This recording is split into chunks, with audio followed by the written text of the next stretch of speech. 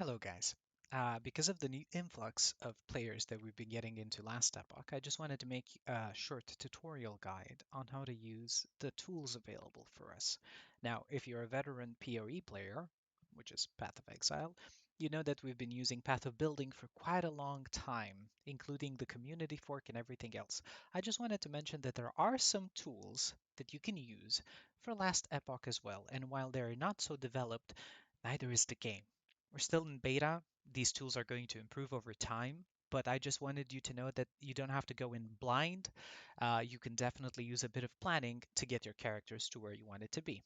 And of course, give the game a try. It's actually pretty great. Everyone is giving it pretty good feedback. There's still a long way to go, but so far it looks extremely promising. So let's look at the main one that we have here. This is called Last Epoch Tools, and it's made by a guy called Dammit. Dammit is an amazing dev. Um, he did it by himself. This is a community tool. It's not made by the people behind Last Epoch.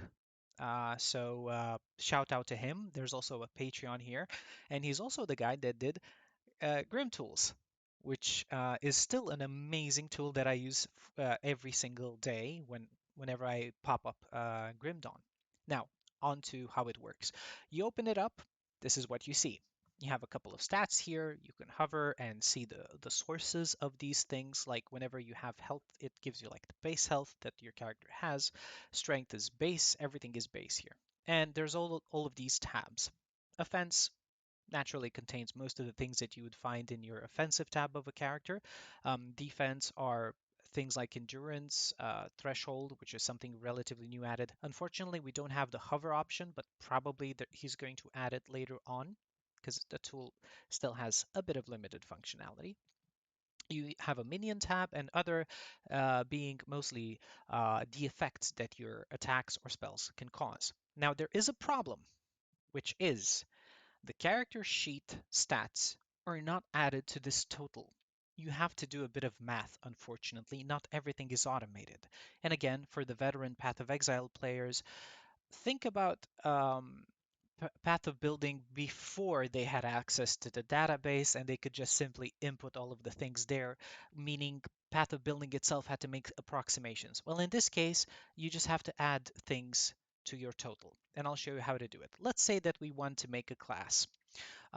Most people are going to be interested in, let's say, Rogue, because a lot of people recommend Rogue because it feels smoother. It's the last class added, so the animations feel quite smooth. All right. Basically, what we do is you can either go here. So skill panels is S, passives is P. Let's go to skills. I have skills here. These are all the skills. But how do I check them out? You just click, right? And you can see all of the points that you can allocate.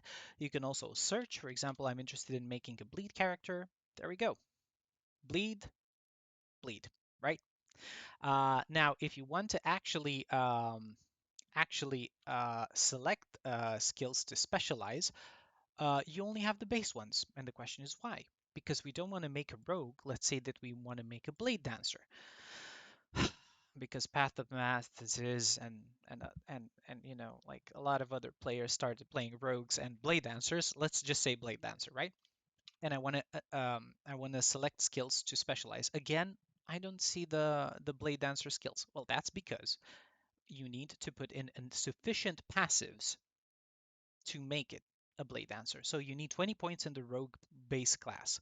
I'm just going to put randomly like physical damage. Flat damage is an amazing thing in this game. It's much more valuable than percent damage for most of the builds, as long as we're talking direct damage, right? I'm just going to randomly put points here until I get like 20 points, let's say. 24 points, good. And now I can select Blade Dancer. Notice that everything is open for me. I can go all the way to the top of the skill tree, while in Marksman, for example, it will stop over here. So everything above this point is not going to be able to be allocated because I selected my mastery, which is Blade Dancer. Marksman is only going to be available for the bottom half, right? That's why you have this entire thing like showing you a preview because everything uh, um, everything from this point upward is not going to be able to be allocated. Now we have, for example, Blade Dancer selected. Let's say that I want to try Synchronized Strike. Again, I would need to put in enough points here to get to unlocking the skill. Right. Now, if I press S for skills and I select the skill to specialize, please notice that I have Synchronized Strike because I invested enough points into the passive tree to get it here. And you can select it and you can definitely start speccing it and getting it to where you want it to be. Again, play with this a bit. It's so much better to do it here than to go in game, screw it up, because when you press respec, in this case, it just despecs everything. But in game, you will see that if you put a point in the wrong place for a skill tree, it will just reduce its level by one and you have to grind the up again.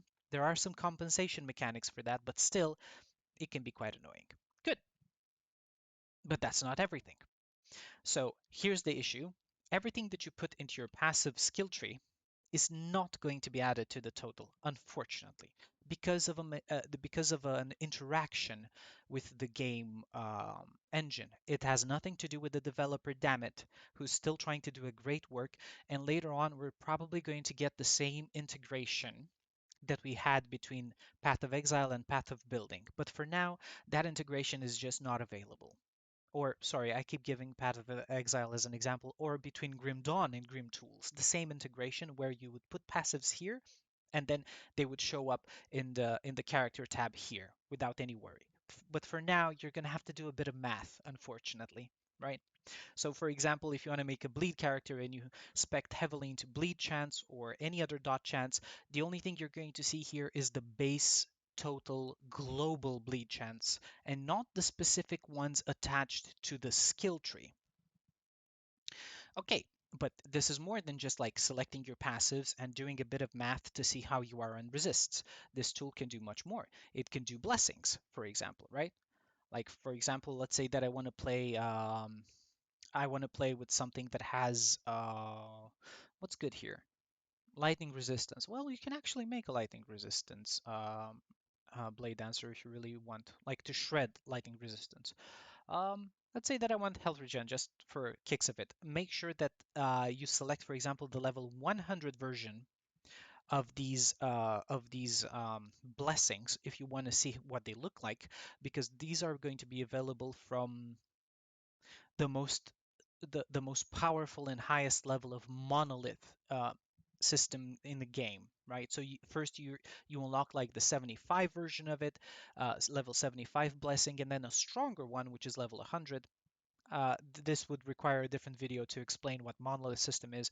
So I'm just going to say that if you want to cap, for example, resistances and stuff, there are a couple of these blessings that you can chase and you can get that can offer quite a bit of, like this one for example can give you between 45 and 75 necrotic resistance. The calculator gets it on average. You can also press it to max, although getting max roll in this game is going to be impossible basically, but you can get pretty close to like 90% of the strength of a roll. Let's put it on average, just so we know where we stand, just to know what else we have to cap. So it shows up here and it shows the source. The blessing is necrotic resistance that I selected, the Grand Dream of Atera from the Reign of Dragons level 100 monolith. So this also tells you where what monolith you should complete at what level to get said blessing. So that's why when you click and you want to select your blessings for your resistances, it's also really good to read exactly which one you have to finish and what level it should be at. But there's more.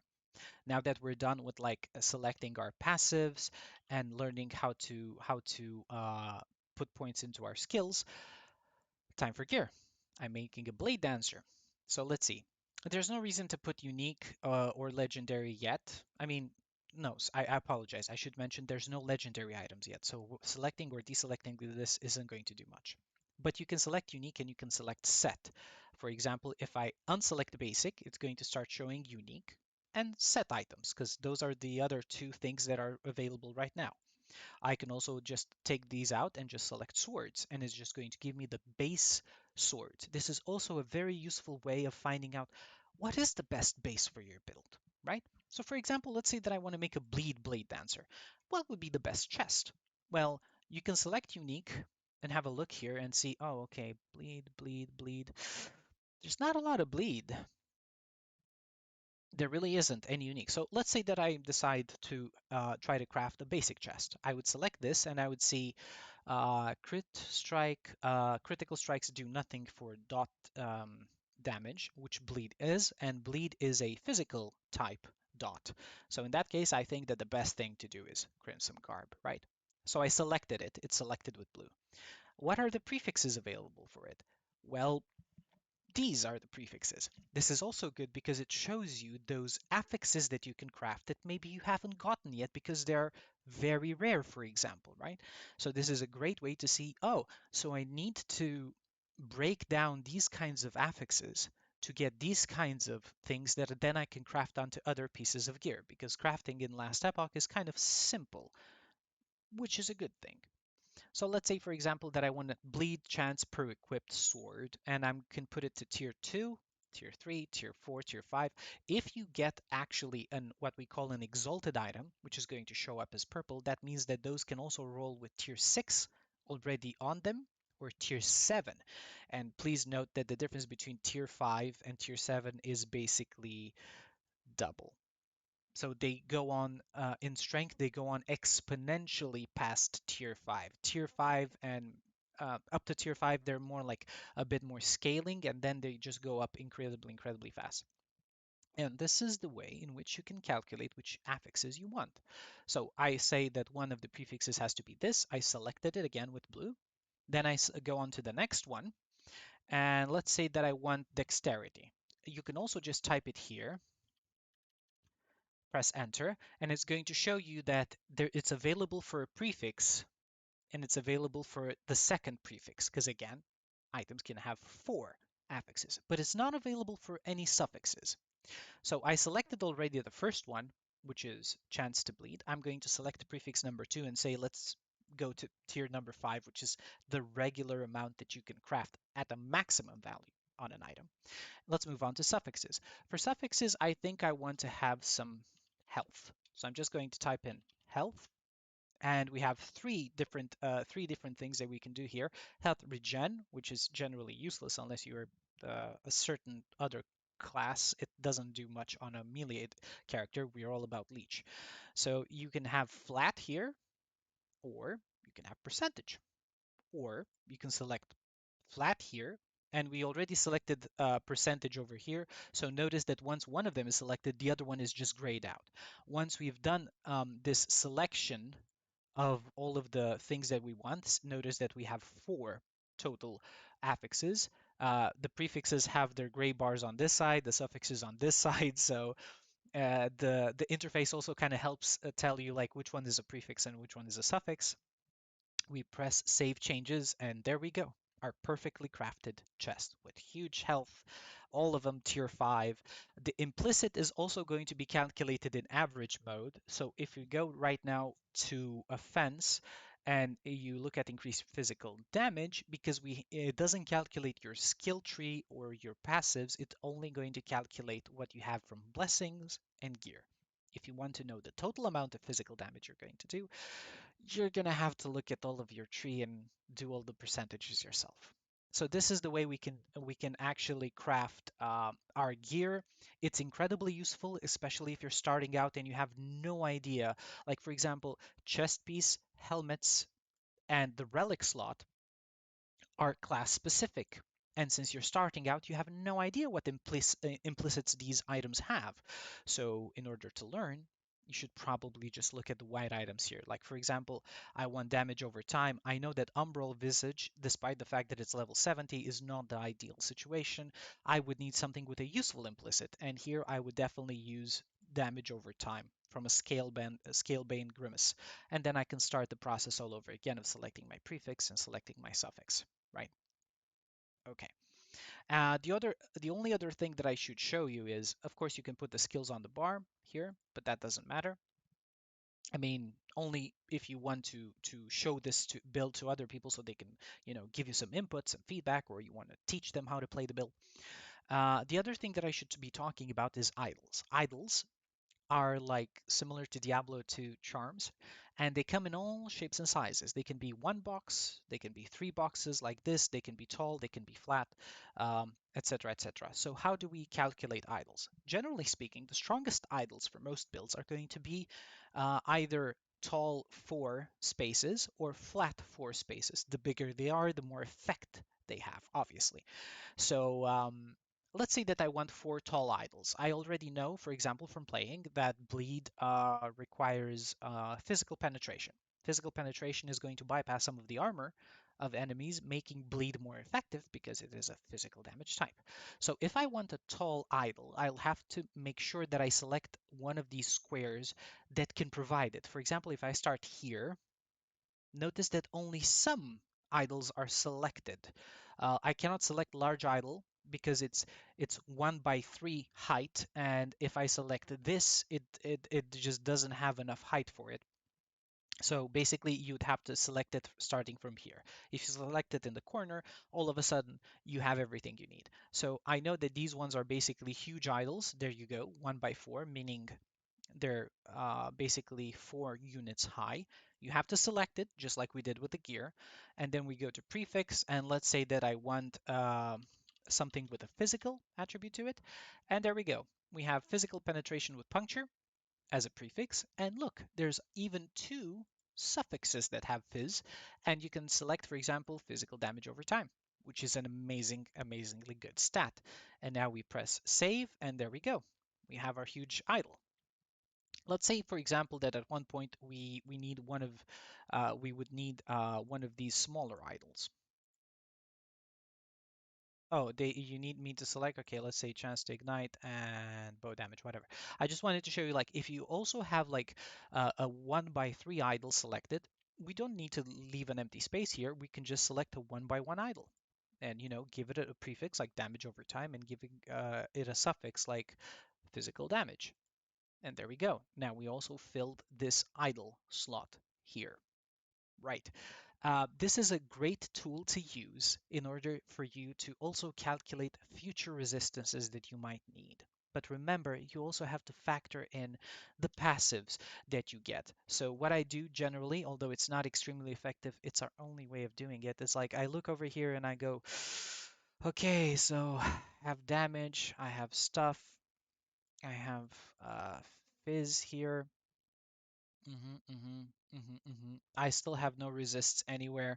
Okay, that means I'll have to probably have to calculate all of the resists from my gear, right? I have no resists whatsoever. I have dodge and glancing and other things. So what I would do is I would select my blessings. Let's say, for example, that I want to also select no, not the shard ones. You also have blessings for drops, but that's not exactly what I want. I'm looking for the other one. Age of Winter. Okay, let's say chance to shred phys resist on hit is mandatory. Again, because for physical things, if you shred resistance or armor, it helps any physical damage type. Necrotic, I wanted it for blessing. And this one I can also select probably to have a resistance type. Or let's say that I'm playing a very intense mana build and I say, okay, flat mana is the way to go. Mana is a lot more important in this game. Right. Then I can go like, okay, what are the kind of gloves that I want? Let's say that I want to be a critical strikes don't do anything for me. There's better classes for endurance, which is a defensive mechanic we're going to talk another time about. And let's say that I select exactly what I want from my gloves here, which I selected to have void resistance, so that shows up. And damage over time, sure, tier 5. And for suffix, I would go with hybrid health, right? Let's say tier 5, which gives me a flat amount and a percentage amount. It's incredibly strong. And then, for example, let's say that I want to select one type of resistance, right? I wouldn't select fire resistance because that's way too one-sided. You can definitely put on elemental resistances, which covers fire, lightning, and cold, obviously. So let's say I want to do this. Boom. I have my item with damage over time, crit chance. I selected the crit chance on random. It doesn't do anything for dot builds. And health, percentage health, and necrotic resistance. And now my necrotic resistance shot up completely because of the implicit on the gloves and the the suffix that I put in the necrotic resistance. So I'm thinking maybe I can cap necrotic some other way. Maybe I don't have to go with another suffix with necrotic resistance. Maybe I can go with physical resistance. I just tap the item, select a different type of resistance, press the save icon, and there we go. Now I'm under necrotic resistance, but I also have some phys resistance. And this is the way you can juggle things. So in the end, you end up with the most amount of value, most bang for your buck, and you know exactly what kind of items you need for the very, very, very end game. Again, past the moment when you get your blessings, because a lot of resists are in blessings if you can afford them, right? And if you can, it's going to make capping them much more easy. So remember, once you're done with this, you can also also have to scour your passives to see what kind of resists or what kind of dodge values or anything else you get from there if you want to have a more complete picture about what your character will look like in end game. Thank you for watching. I hope that's going to be useful for you guys, and I hope I get to see many more of you giving Last Epoch a chance. Great job for the devs of this game. I hope we can see a lot more great